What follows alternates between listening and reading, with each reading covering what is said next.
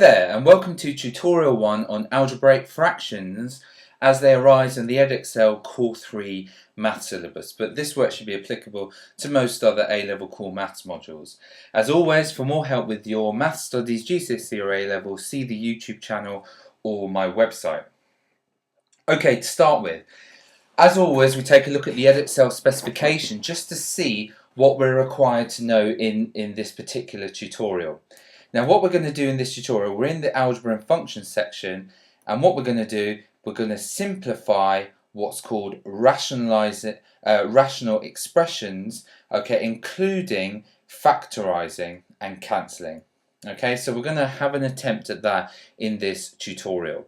Do notice that anything we're doing in this section, rational functions are functions where there is a numerator and a denominator, there is a division going on. In these type of situations, the denominator will be linear or quadratic. Linear because the highest power is x, quadratic the highest power is x squared, quadratic the highest power is x squared. So the denominator will always be linear or quadratic. Right, before we get going, there is some essential skills you need to know in order to be able to complete this topic, and that is you need to be able to factorize algebraic expressions. There are 15 questions on this page, and I would like you to pause the video and factorize those 15 expressions. You should be able to do this from your Core 1, Core 2 and GCSE knowledge, and if you're stuck you need to go back and look at some of my other videos on how to do this, but this should be well within your capabilities. In 5 seconds I'll go through the answers.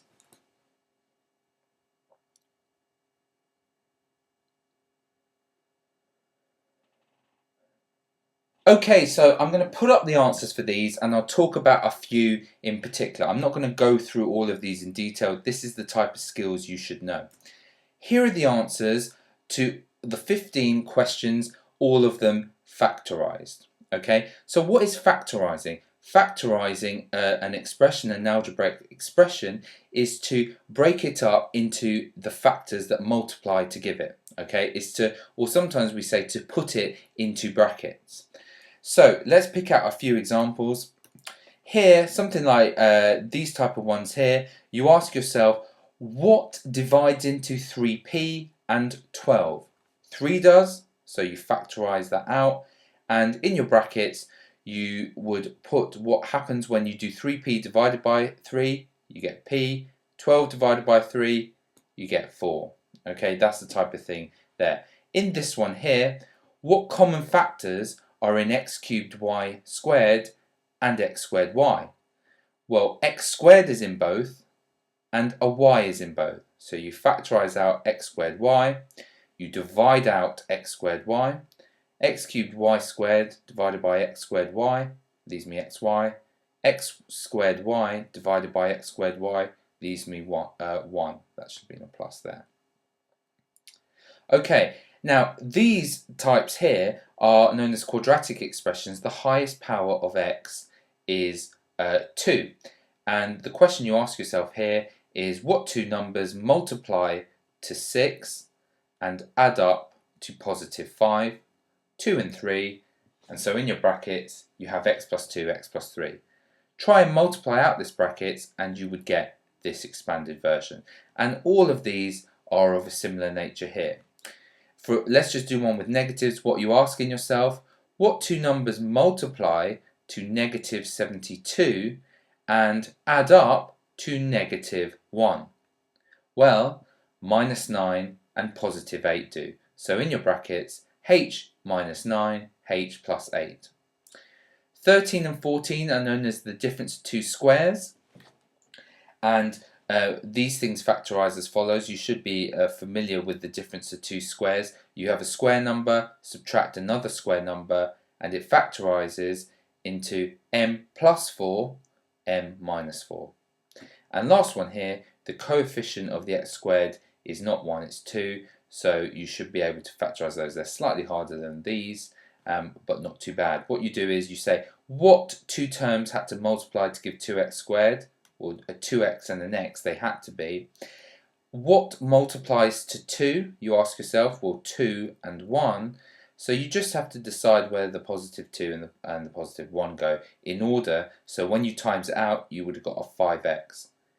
The 2 should go here, the 1 should go here, 2x times 2 is 4x, 1 times x is 1x, 4x plus 1x gives you the 5x. But I mean, I've just gone through the explanations very quickly there. You should be familiar with how to do that. Okay, let's move on to the main idea of this particular chapter. It's called, the chapter is called Rational Expressions, and basically they're algebraic fractions. The big idea is as follows. Any rule or method that you have been using for performing arithmetic with fractions also works with algebraic fractions. Okay, and these are the particular things we want to focus on. We want to be able to cancel fractions and generate equivalent fractions, which we'll do in this tutorial. We want to multiply and divide fractions and add and subtract fractions. We'll do that in the next one. And lastly, we want to convert between mixed and improper algebraic fractions. So all our skills of number theory should apply for these when we're doing it with algebraic fractions. Okay, let's start with example 1. Let's start with cancelling fractions. What does it mean to cancel a fraction? Well, to cancel a fraction, you are trying to simplify the fraction. Write it so the numerator and denominator have no common factors. How would you work out if they have any common factors? Well, what you would do is you would factor that number, break it down into the numbers that multiply up to it, the prime numbers that multiply up to it. What prime numbers multiply up to it? Well, 3 multiplies up to it, and 1. 1's not prime, but we'll always slip the 1 in there, just so we have something to multiply. What multiplies up to 8?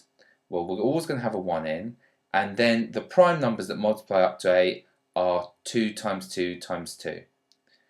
Okay, so we have factored the numbers into their prime factor decomposition, but we're including 1s as well. Now, are there any numbers in common that are multiplying in the top and the bottom other than 1? No. Okay, so there is nothing in common on top and bottom, so we cannot cancel or simplify this fraction. What about in this case, 2 6? How would we decide if they have any common factors? We'll break them down into their prime factor decomposition. We'd write a 2 as 1 times 2. We'd write a 6 as 1 times 2 times 3. Now, do they have any common factors? Well, yes, they have a 2 that is common. So you could divide the top and bottom by 2. Simplify that fraction. There is a common factor of 2 on top and bottom. What do you have left? We have a 1 left on the top, and 1 times 3 on the bottom is simply 3. And so you have simplified or cancelled down this fraction. We'll do 2 more number examples and then I'll come back to algebraic versions. What about here? Same old thing. Break the top and the bottom or decompose them into their prime factor decomposition, including a 1. 7 is prime, so we would only have 1 times 7. And 42, well, we would have 1, and 2 goes into it certainly, and then 3 and 7 multiply into it, because 1 times 2 is 2, times 3 is 6, times 7 is 42. There's the prime number decomposition. Okay, what's common on top and bottom? Well, there's a 7 on top, a 7 on bottom, so we can divide top and bottom by that common factor, and we're simply therefore left with 1 on the top, and 1 times 2 times 3, which is 6 on the bottom, and that's our simplified fraction. Let's do the same here, same with 10 and 100, let's break that down into 1 multiplied by 2 multiplied by 5, and let's break the bottom down. Well, it actually turns out to be, with a bit of thought, it doesn't take that long to work it out, 1 times 2 times 2 times 5 times 5. What's common on top and bottom? There's a 2 on top and bottom that can be cancelled, a 5 on top and bottom that can be cancelled. What are we left with? 1 on top, 1 times 2 times 5, 10 on the bottom. There's our simplified fraction. Now, they were very easy for you. You could have done that by inspection, but the idea of breaking things down into their prime factor decomposition is going to help us with algebra. Let's go back to the previous slide and do some similar questions, but with algebra. And what we're going to do, I want you to write these steps down. We're going to attempt these, we're going to split the numerator and denominator into their factors by algebraically factorising, and then we're going to be able to identify common factors and cancel them from top and bottom. So let's have a go at the first algebraic fraction type of question.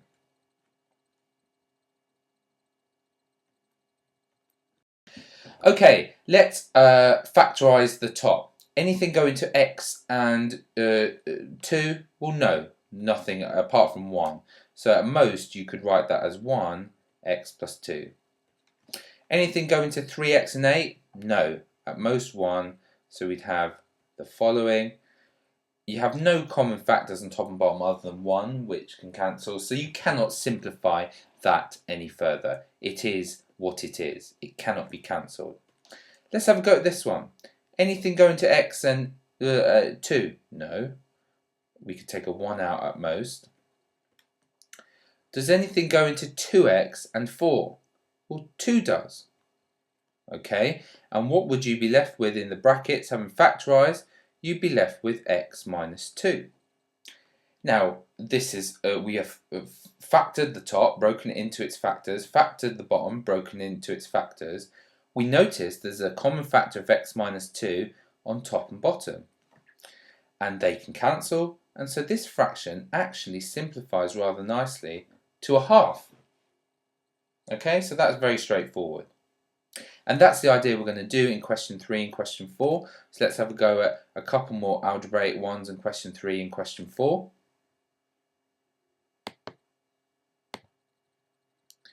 So here's question 3.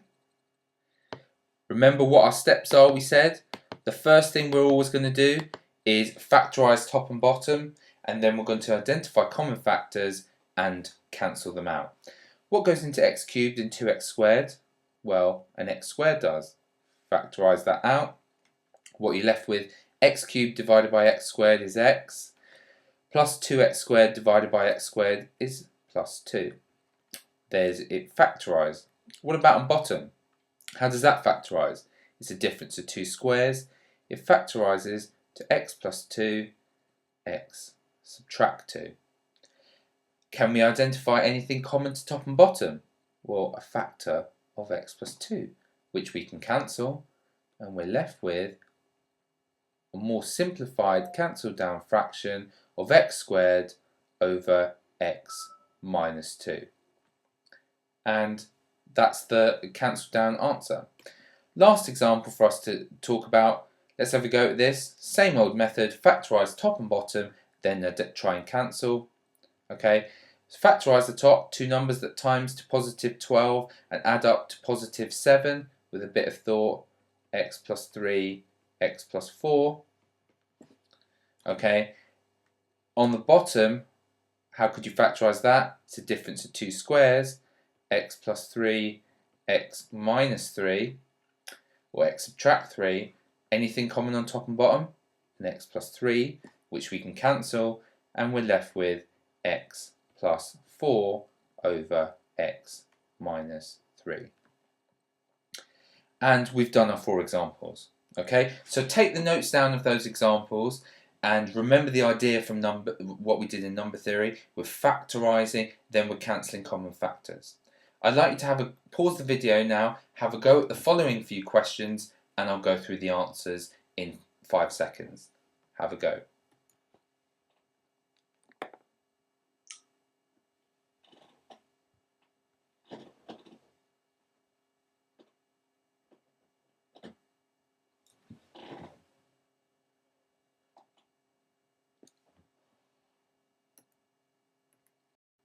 Okay, let's go through these very quickly. Let's go question 1, part A. If you factorise that at the top, you would have factorised out a 4, and you would have got as follows. Now really you should go one step further. 4 is not a prime number, so you should have factorised that as 2 times 2. and then you would have spotted that actually there's a 2 common on top or bottom, so that simplifies to the following. For b, factorise top and bottom, so you can divide out a 3 and you would get the following. 3 is prime and cancels, so this simplifies to the following. Here, factorise top and bottom. What goes into 2x squared, 6x and 12? Well, an easy thing to spot, first of all, is that 2 goes into all of those, and you would be left with the following. Apologies. X squared minus 3x plus 6. You've got your 2 on the bottom, and there's a 2 multiplying on top and bottom and cancels, so you get x squared minus 3x plus 6. Okay, let's just move on. I'll just put a line here so we can do the other ones. Let's move on to D. D on the top, well, what is 6? 6 splits up into 1 times 2 times 3. And the bottom, well, what could you factorise out? Well, you could factorise out a 6 actually, and you would have 3x plus 2. Now 6 is 1 times 2 times 3, because there was a 6 on the top. They would all cancel, and you would actually just be left with, I'll write like this, 1 over 3x plus 2. Okay, if you had just factorised the 6 and left the 6 on top, it would have been more obvious. Sometimes you need to break the numbers down into their primes. Other times it just creates an extra step. It's just spotting what works. Now with E, well, this is already factorised, isn't it? It's in 2 brackets. Well, let's look at each individual bracket. Anything go into 2x and 6? Well, 2 does. Let's take it out, and you would have x plus 3. Anything go into 2x minus 4?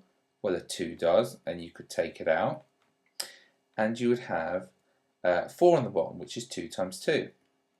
Okay, there's a 2 on top, a 2 on bottom, another 2 on top, another 2 on bottom, and this simplifies to the following. Okay, and last one, well, how would I factorise x? Well, x is just simply 1 multiplied by x. You can't factorise it. How would I factorise the bottom? Well, there's an x in all of those, so I could factorise out an x and get x squared plus x plus 1. X multiplying on top and bottom, so I would simply get 1 over x squared plus x plus 1. And question 2, I'll try and go through this a bit quicker. Factorise top and bottom, I will do less explanation here. I'll just show you how to do it. A 5. If you factorise out a 5 at the top, well, you notice there's an x plus 3 on top and bottom, so the answer for that one is the whole number 5. For B, you can't factorise the top other than 1, and on the bottom you could factorise out a 4. Oh look, there's a common factor on top and bottom which can be cancelled, and you get a quarter. Here, we'll notice addition, it doesn't matter what way round you do addition, so 2x plus 5 is the same as 5 plus 2x. There's the same factor on top and bottom. Effectively, that's just like 8 over 8 or 72 over 72. It's the same on top and the same on bottom, so surely it simplifies to 1. This one here, it's very like the same on top and the same on bottom. Okay, but it's not quite. The subtraction seems to be the other way around. Well, what we can do here is we can write the top as it is. We can't factorise anything out of that. We could think of this, if you could, as factorising out a -1 from here, dividing out by -1, and you would get 3x minus 7. Okay, on top, you could only factorise out a +1, let's say. Then it's clear that there's a common factor on top and bottom, and 1 divided by -1 is -1. Here, you do what we did before. In each bracket, you can factorise something out. You can factorise out a 2. You can factorise out a 3 here. You can factorise out a 2 here. and you can factorise out a 3 here. And look, all the factors on the top are the same as all the factors on the bottom. That goes with that, that goes with that, that goes with that, and that goes with that. Same number divided by the same number is 1. And lastly, you just have to factorise the top and the bottom. So let's have a go at doing that. The first thing you could notice is 2 goes into everything on the top and 3 goes into everything on the bottom. So to make your life a bit easier, you could factorise out the 2 and get the following. To make the bottom a bit easier, you could factorise out the 3 and get the following. Oh, and look, same factor on top, same factor on bottom, which cancels, and you get the answer 2/3. So hopefully that has gone through those for you. Right, next topic, generating equivalent fractions. How does one generate equivalent fractions? Well, what you do is to generate an equivalent fraction, you've learnt previously, you can multiply the top and bottom by the same number, for example 2. Okay, and that gives you the fraction 2/4, which is equivalent to a half. 2/4 are the same as a half. Why does this idea work? Well, by multiplying by 2/2, what is 2/2? It's 1. So you're just multiplying by 1, but making the fraction look a bit different. So it would work by multiplying by any fraction that has the same numerator and denominator, like 7, because 7/7 is just multiplying by 1, and there's another equivalent fraction for you. What about here? What could I multiply top and bottom by in order to make that look like a nicer fraction?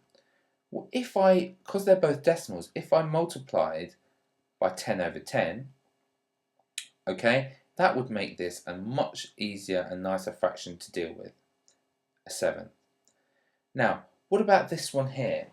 What could I multiply the top and bottom by to avoid having a fraction on both the top and the bottom? Well, if I chose to multiply the top and bottom, both of them, by 6, that might fix it, because a 6 times 6 is 1, and a 1/3 times 6, 6/3 is 2. And that fixes that fraction. That looked horrific, but now it looks much, much more straightforward. And we're going to apply the same idea to algebra. We're going to, when we see unwieldy numerators and denominators with fractions, we're going to multiply the top and bottom by the same number or the same algebraic expression in order to generate an equivalent fraction that's easier to deal with. So what we're going to do, multiply numerator and denominator by the same whole number or the same algebraic expression, because in effect you're multiplying by 1. So let's have a go. The first one. What could I multiply the top and the bottom by, the whole of the top and the whole of the bottom, in order to get rid of the half, the 1/3 and the 2/3? We'll just say I multiplied the top and the bottom by both of them by 6. Where's the 6 from? Well, I want a number that can be divided by 2 and can be divided by 3. Okay, so it has to be a multiple of 2 and 3, and 6 is the smallest one. So if I did that, what would I get? Well, let's do it. A half x times 6 is 3x, and 1 times 6 is 6. A 1/3 times 6 is 2x, and 2/3 times 6 is 4. That looks a lot easier to deal with. Now let's do my usual process. Let's just see if we could simplify it by factorising top and bottom. Well, I could factorise out a 3 off the top, and I get the following. And I could factorise out a 2 off the bottom, and I'd get the following. And all of a sudden, out of nowhere, you've got a common factor on top and bottom, so the answer is 3/2. Okay, and let's have a go another example here, one more example. What could I multiply top and bottom by here to fix? The only thing that's causing me difficulty is this 3 over x. Well, if I multiplied by x over x, that would fix this. Okay, so we've got to multiply everything on top by x and everything on bottom by x. X times x is x squared. 3 over x times x is 3, so it would be x squared minus 3. And here, x times x is x squared, and x times 3 is 3x plus 3x.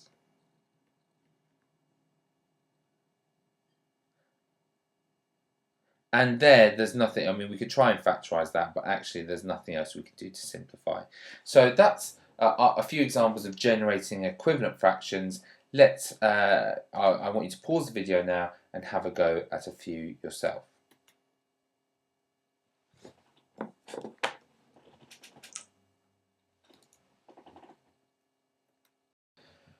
Okay, just going through these, the answer here, I chose to multiply top and bottom by 2 just to deal with that half issue here, and I got the following when I did that. I got a plus 2b over 4a plus 2b. Okay, then I attempted a factorisation of the top and bottom. Nothing went into the top other than 1, but in the bottom a 2 went in, and oh look, I could factorise that so that there was a common factor on top and bottom, and actually get left with a half. Okay, I like write my equals all down here. The answer should be a half, but I'll write over here this time. You should write your equals going down like this. Okay, how do I get rid of that half, that quarter, that 3 over 2? Well, I'm looking for a number that 2 goes into and 4 goes into, and the smallest one I can think of is 4. So you multiply the top and bottom by 4 over 4, 4 and 4, so that you get rid of all those fractions, and you get the following: 2x squared plus 4x minus 16 all over x squared plus 6x plus 8. Any factorising you could do here? Well, the first thing you could probably do is factorise out a 2 out of that, and you would get x squared plus 2x minus 8. And on the bottom, you could try and factorise that, and that factorises to x plus 2, x plus 4. And we're nearly there. Could you have actually factorised out the top? I should keep writing this as equals, but I'm running out of time there. What would the top have factorised to? It would have factorised to x plus 4, x minus 2. You would have the x plus 4 on top and bottom, so you're left with 2x minus 2 over x plus 2. So the answer to this would have been as follows. Okay, and lastly, I multiply top and bottom by 3 just to fix that fraction, and I would get 3x squared. I'll just write the 3 outside, I won't actually multiply in. 3x squared plus 5x minus 6 all over x plus 6. And could I factorise the top even further? Well, yes, I could. That would factorise to x plus 6, x minus 1. On the bottom, we've got an x plus 6. Oh look, there's an x plus 6 on top and bottom, which can be cancelled, and we get 3x minus 1. Okay, and they're the answers to those problems. So we've learned in this tutorial how to cancel down algebraic fractions and how to generate equivalent fractions and subsequently make them easier to deal with. Okay, just to finish with then, I suggest you read Chapter 1 of the Core 3 Edexcel book, pages 1 to 3, work through the examples, then do exercise 1A on page 3, all of it, and have a look back from the next video in this series, tutorial 2. Thank you for watching. I hope you found the following useful in your revision and your work on Core 3 Edexcel.